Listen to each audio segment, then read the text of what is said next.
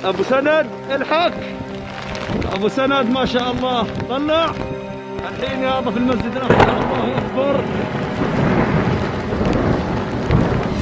Rasulullah Shallallahu Alaihi Wasallam meneruskan, ada tanda-tanda alam menjelang kedatangan Al-Mahdi yang tidak bisa dikarang-karang, nggak bisa ditutup-tutupi.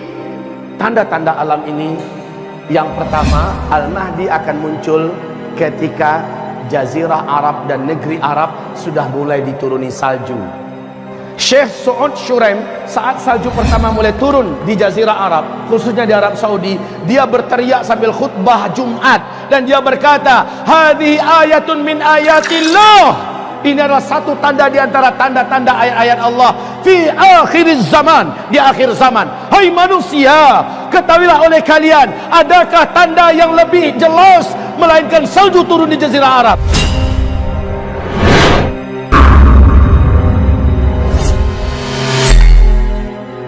Bapak tadi dengar saya menyebutkan Al-Mahdi enggak? Di mana kemunculan Al-Mahdi? Setelah terjadinya dukhan. Rasulullah bersabda, saat Al-Mahdi muncul, kalian sudah kembali seperti zaman sekarang, kata Nabi. Kalian akan berperang bersama Al-Mahdi menggunakan pedang, menggunakan panah, menggunakan tombak, dan kalian akan berlari berjalan di atas kaki kalian. Kalian akan menunggang kembali kuda-kuda perang kalian. Thumma udtum min haitsu bada'tum wa udtum min haitsu bada'tum wa udtum min haitsu bada'tum. Saat Al-Mahdi muncul, kondisi kalian ketika itu sudah kembali secara total dan sempurna seperti hari ini, kata Rasulullah sallallahu alaihi wasallam. Kita dipaksa oleh Allah hidup menjadi manusia seperti zaman dulu, serba manual. Aneh. Ini Al-Mahdi setelah dukhan. Albert Einstein, Bapak ingat nggak dengan orang ini? Namanya Albert Einstein, bapak fisika dunia, konon katanya begitu. Beliau ditemui oleh lebih dari 2000 wartawan seluruh dunia, termasuk dari negara-negara maju yang sedang berlomba-lomba membangun industri-industri nuklir, pabrik-pabrik senjata modern dalam persiapan perang dunia ketiga. Wartawan ini mendesak Albert Einstein, Tuan Albert, apa pandangan engkau perang dunia ketiga nanti seperti apa? Mereka ingin dengar. Mula-mula Albert Einstein nggak mau jawab, Pak.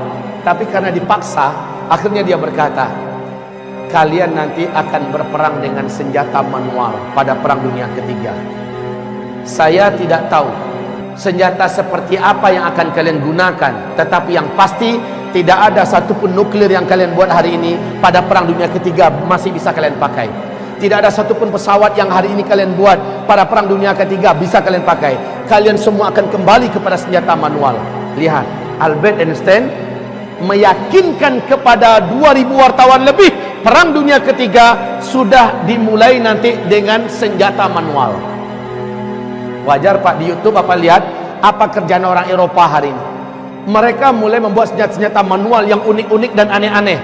Dan saya tidak heran kalau di Vatikan Roma, puluhan ribu para pemuda-pemuda Kristen dilatih menunggang kuda sekarang ini dan melemparkan panah di atas kuda. Mereka sudah menyiapkan ratusan ribu pedang-pedang dari besi-besi terbaik hari ini. Kenapa kaum muslimin? Mereka yakin perang ke depan menggunakan kembali pedang, tombak, panah dan sebagainya. Umat Islam apa yang dipersiapkan? Al-Mahdi akan muncul. Dan Rasulullah bersabda, beliau munculnya di Mekah. Al-Mahdi munculnya nanti di Mekah. Tepatnya seorang lelaki dari Madinah dikejar oleh 300 orang pasukan darat berjalan kaki dari Damaskus. Mereka digelari dengan pasukan Sufyani, sejumlah 300 orang. Dikejar laki-laki yang ada di Madinah ini. Ciri-cirinya melengkapi seluruh ciri-ciri yang ada pada Al-Mahdi. Laki-laki ini tahu bahwa dia yang dimaksud, dia pun lari. Saat dia meninggalkan Madinah, melintasi Zulhulaifah, lalu lewat Al-Baida dan terus menuju Makkah, mereka 300 orang yang mengejar sampai di Al-Baida. Al-Baida adalah perbatasan antara Mekah dengan Madinah. Ya, kota kecil ini Pak, masuklah 300 orang tuh di situ. Allah jadikan gempa, kemudian terbelahlah tanah di Al-Baida. Satu kota itu, gedung-gedungnya, pasar-pasarnya tenggelam masuk ke dalam tanah. Termasuk 300 orang yang ada mengejar tadi tenggelam seluruhnya, kecuali hanya satu orang disisakan oleh Allah untuk memberikan kabar kepada orang-orang di belakangnya, kami tenggelam di Al-Baida. Maka penduduk Mekah tahu bahwa penduduk masyarakat yang ada di Al-Baida sudah tenggelam. 300 pasukan yang mengejar seorang lelaki yang lari ke Mekah juga sudah tenggelam di Al-Baida. Maka pahamlah penduduk Mekah, laki-laki yang dikejar itu menurut hadis itulah Al-Mahdi. Penduduk Mekah segera menyebar mencari mana laki-laki tersebut. Karena ciri-cirinya dijelaskan lengkap oleh Nabi, dengan sangat mudah lelaki ini akhirnya ditemukan. Ternyata laki-laki ini ditemukan sedang tawaf, Pak. Sedang tawaf, karena adabnya kalau masuk Mekah tawaf kudum dulu kan. Dia tawaf duluan. Tawaf walaupun nunduk-nundukkan muka, nggak kepengen ketahuan. Nah, kaum muslimin, ini Al-Mahdi malah menyembunyikan wajahnya. Tapi ditangkap oleh orang beriman. Kawan-kawan, ini dia lelakinya. Dipaksa untuk mau menerima baiat. Mula-mula dia tidak mau. Dia menolak. Dia minta waktu.